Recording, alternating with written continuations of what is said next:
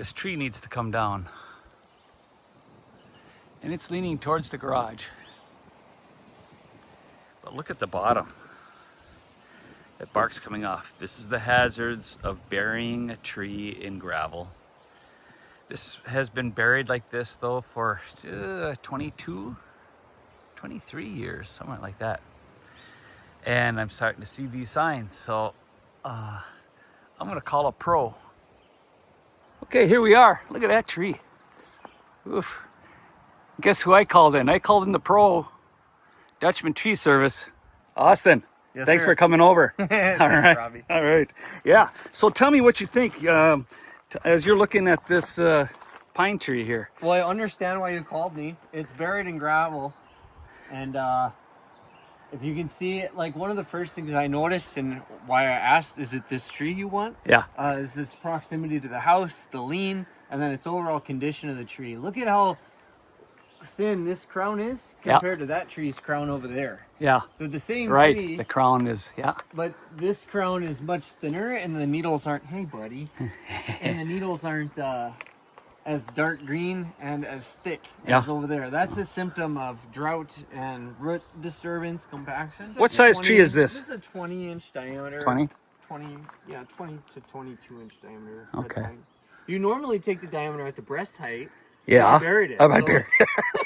This is probably a bunch, a little bit bigger than I bet you, yeah. I mean, we're up 9 feet. Yeah. Up above here. So, I mean, so once this is down, I'll excavate this out because I'm going to fill this into gravel. I'll take this out. I'll just pull it out with the excavator later. Get a solid base around it. Yeah. Yeah, that sounds good.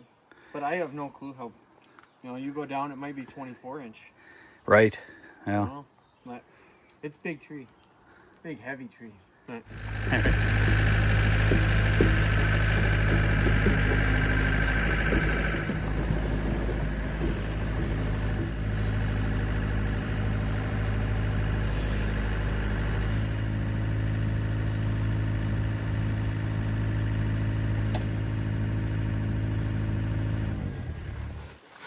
this is called a throw cube. Okay.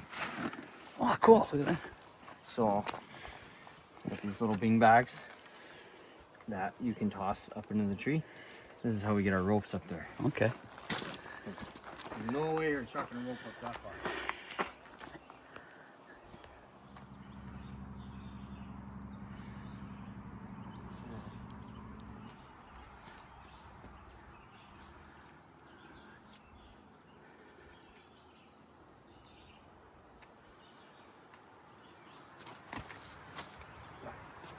I'll take it.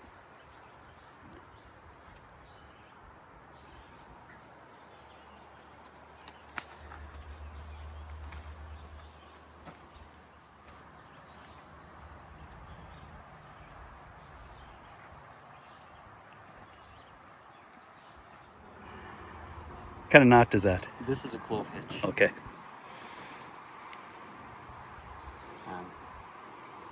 It's a little easier to pull the rope up when you take the bag off. Sometimes you don't have to, but it does make it a little easier. And then these are just a bunch of little half inches to hold the rope nice and straight. Finlander knot. That's what I call it. Yeah. Now I'm gonna go back over to my throw cube.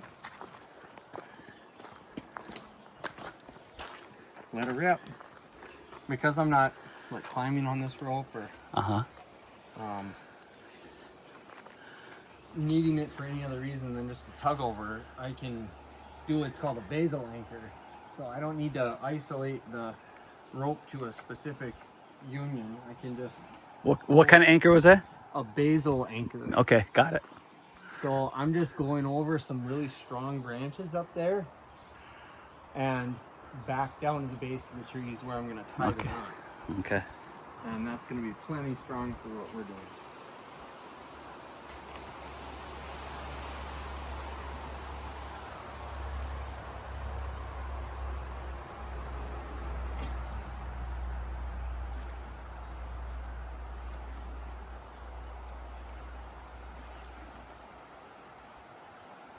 That rope is a 5/8 Okay. Sterling Atlas It's good for, it's stupid strong. It's like 18,000 pounds Really? or something. Oh yeah, it's wicked strong. And it's not super stretchy, it's fairly static. So it's a great line for pulling heavy things. Like this could pick up a vehicle off the ground without damaging the rope. It's a tree.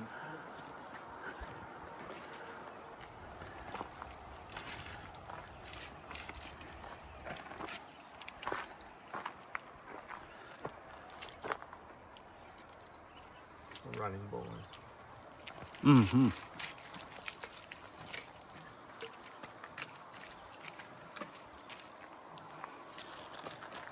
Headache here. Okay. I'll step back. I don't have my PPE on. And then I'm gonna put this over here, and then I'm gonna grab a pulley. I'll be right back. I gotta grab a pulley. All right, we're gonna put the CX57C into service.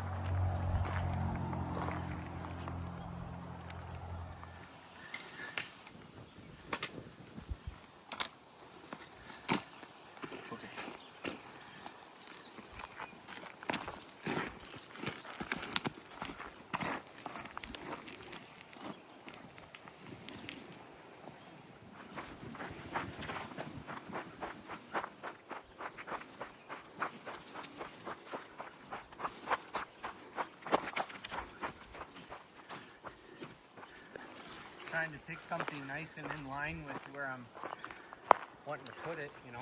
Yep. That's gonna be suitable. I like this birch tree here. I don't like the top of it, but the base of it probably is okay. The birch tree is massive, Rob. It's, Yeah.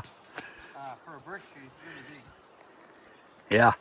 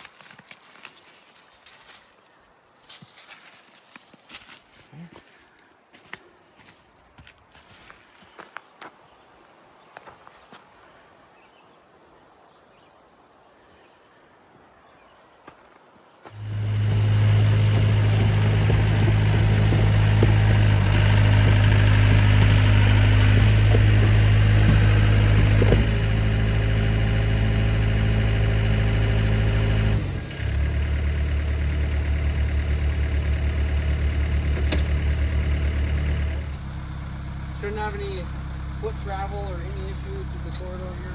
Nope. We have contingencies, 3 of them. Yep. And we're doing this right. So. Yep.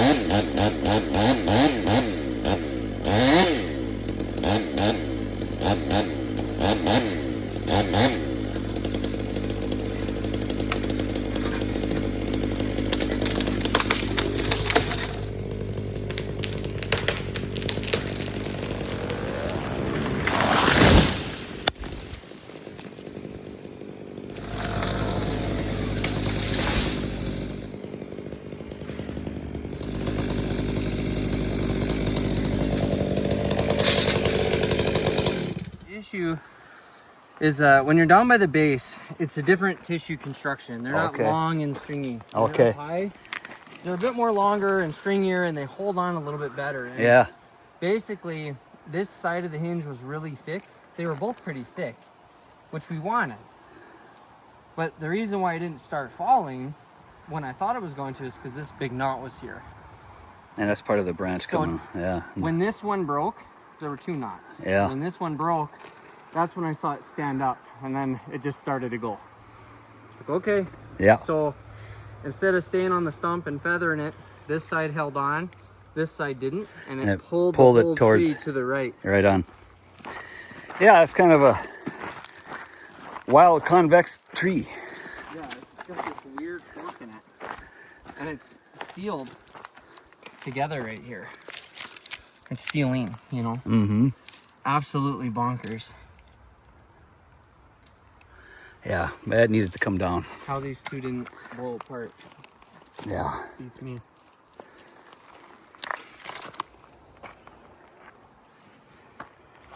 It's a pretty easy bowling on a bite to remember. Yeah, I remember you teaching us that at the fire Take a department. bite. Yeah. Tie an overhand knot. Okay. Yeah. Super simple. Put your hand through the bite. Yeah. And then grab onto the leg of the rope that's most recent. Okay. Right? Yeah. Yeah. Makes a double-eared bowling on a bite. Nice. You can pull like that. Water ski rope. Water ski rope. Yep.